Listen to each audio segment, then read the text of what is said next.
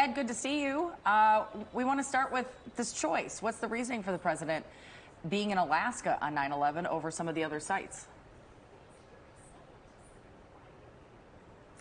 Scheduling, in a word. Jamie and Rudabeh, good to be with you. He spent the weekend in India at the G20 summit. He came here to Vietnam to sign a new strategic partnership.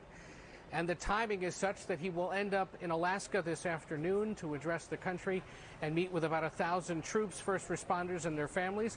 We asked his spokesman, John Kirby, about this over the weekend. I believe we have his answer as to why they're doing this. Take a listen. And commemorating the service and sacrifice of all those who have contributed to our security since that day now, 22 years on. And that includes members of the United States military, and that certainly includes members of the United States military who are not stationed on the East Coast, who are out and about, like our soldiers and our troops and our family members in Alaska, who truly have been at the core of making sure that from an overseas perspective, certainly in this part of the world, the United States remains safe. All right, Ed, and let's talk about why you're in Vietnam. So early afternoon Pacific. Go ahead. I apologize. There's a little delay. No problem. Vietnam. We're here in Vietnam because the president was invited by Vietnamese leaders to come here. They wanted to establish ties with the United States that put essentially the U.S. on par with its neighbor China, with its nearby neighbor Russia, with India and South Korea. And in essence, ultimately what the White House is hoping is that in the coming years it becomes such a strong economic and military partnership that the United States continues to be a big player and factor here in Vietnam and across Southeast Asia. Of course, China with its economic troubles right now, Russia with the instability caused by the war in Ukraine, and concern among many Asian countries about what China is up to in the Pacific Ocean and in other ways with technology and whatnot. The president eager to take advantage of Vietnam's invitation and show up here today to establish this partnership. And what I found really interesting, guys, you know, for somebody who's been involved in foreign affairs for more than 50 years as a senator and then vice president, this was the president's first trip to Vietnam ever. Oh, wow.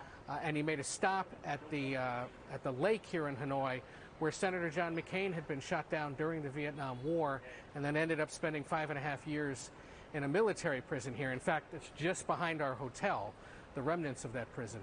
The president stopped at that lake where there's a memorial to McCain, paid his respects alongside former Senator John Kerry, who of course is the president's climate change envoy to the world and a Vietnam veteran himself, before flying on to Alaska and then back to Washington later tonight. Those are some interesting facts. No idea the president hadn't been there before. That's interesting. You know, we have to ask you about the news breaking this morning that North Korean leader Kim Jong-un is planning to visit Moscow.